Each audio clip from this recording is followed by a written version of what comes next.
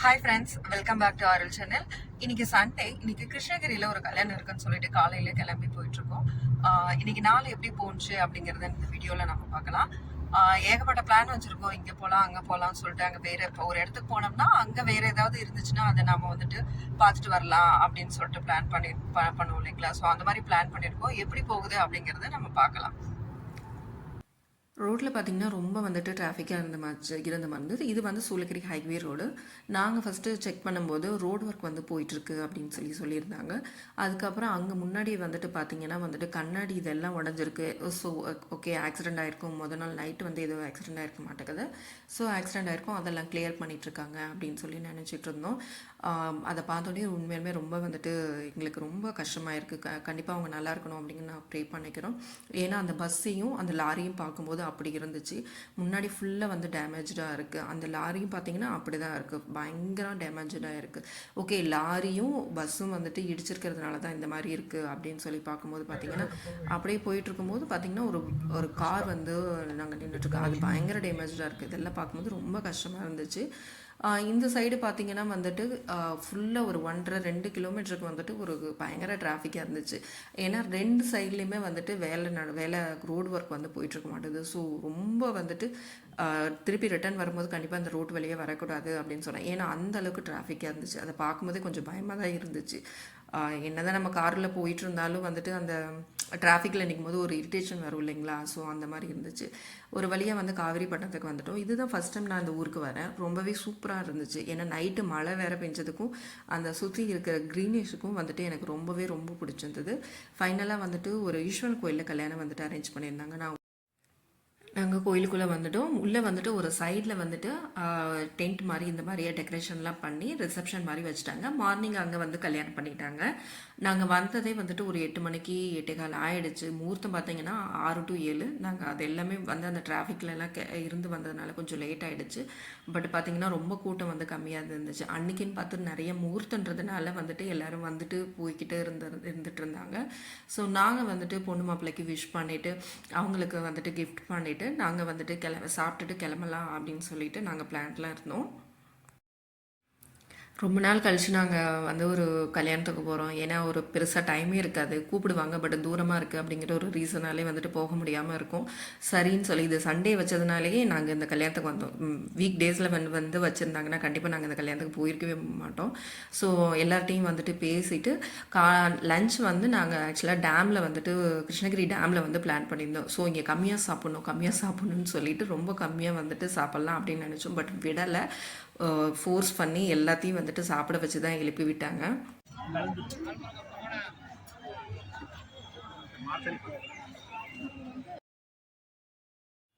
கோவில் வந்து ரொம்ப சூப்பராக இருந்துச்சு. சரி, நாங்கள் அது எல்லாத்தையுமே வந்துட்டு சுற்றி பார்த்துட்டு அங்கேயும் பக்கத்தில் இடத்தையும் பார்த்தோம். அதுக்கு பக்கத்துலேயே வந்துட்டு ஒரு காவேரி ஆறு ஓடுது. ரொம்ப எல்லோரும் வந்துட்டு அங்கே வந்துட்டு பூஜை பண்ணுறதுக்கு இந்த மாதிரி இதுக்கெல்லாம் வராங்க. எல்லோரும் வந்து குளிக்கிறதுக்கும் யூஸ் பண்ணிக்கிறாங்க. ரொம்ப சூப்பராக இருந்துச்சு. சரி, இங்கே இதை முடிச்சுட்டு வேறு எங்கேயாவது போயிட்டு அதுக்கப்புறம் வரலாம் இங்கே அப்படின்னு சொல்லி பிளான் பண்ணியிருந்தோம்.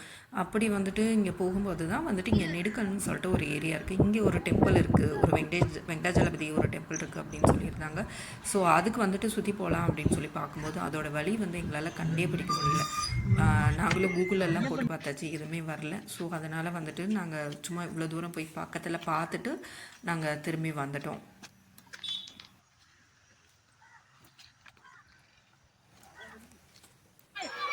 இந்த ஆறு தான் அந்த கோவிலுக்கு பக்கத்தில் இருக்கிற ஆறு. ரொம்பவே வந்துட்டு செம்ம சூப்பராக இருந்துச்சு.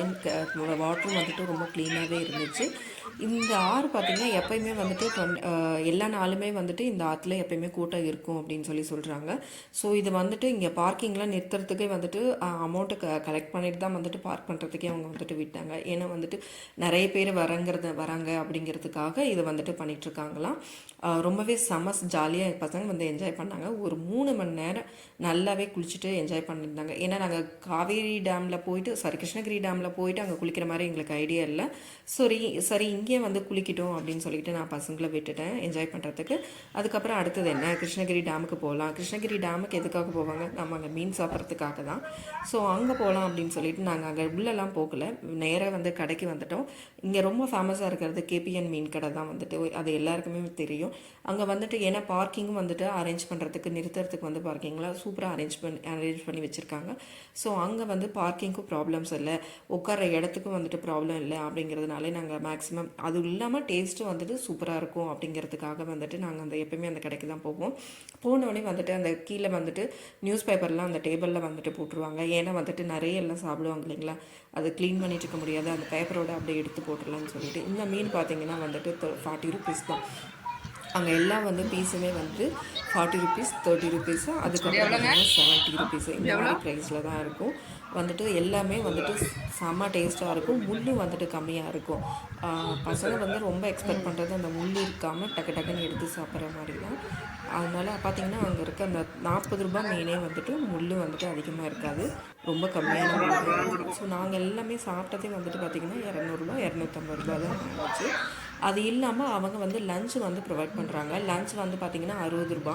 ஒரு ரைஸு மீன் குழம்பு ரசம் இது வந்து கொடுக்குறாங்க. அதுக்கப்புறம் பணியாரம் வந்துட்டு கொடுப்பாங்க. பணியாரம் பார்த்திங்கன்னா 30 ருபீஸ் தான். ஒரு 10 பணியாரம், அதுக்கு தகுந்த மாதிரி வந்துட்டு மீன் குழம்பு, நம்ம எவ்வளோ வேணாலும் மீன் குழம்பு வாங்கி நம்ம சாப்பிட்டுக்கலாம். என் பையனுக்கு வந்துட்டு அந்த பணியாரமும் மீன் குழம்பும் ரொம்ப பிடிச்சி போயிடும். வீட்டிலே வந்துட்டு பணியாரம் செஞ்சால் மீன் குழம்பு வேணும் அப்படின்னு சொல்லிட்டு வந்துட்டு கேட்பான். அந்தளவுக்கு வந்துட்டு பையனுக்கு ரொம்ப பிடிச்சி போச்சு. இது பார்த்திங்கன்னா கேபிஎன் கடை. மறக்காமல் கண்டிப்பாக இங்கே வந்துட்டு வந்தீங்கன்னா கண்டிப்பாக இங்கே வந்துட்டு ஒரு தடவை டேஸ்ட் பண்ணுங்கள். எப்பயுமே வந்துட்டு சண்டே வந்து இங்கே கூட்டம் இருந்துக்கிட்டே இருக்கும். ஏன்னா அந்தளவுக்கு வந்துட்டு டேஸ்ட்டாகவும் இருக்கும், ப்ரைஸும் வந்துட்டு லெஸ்ஸாக இருக்கும்.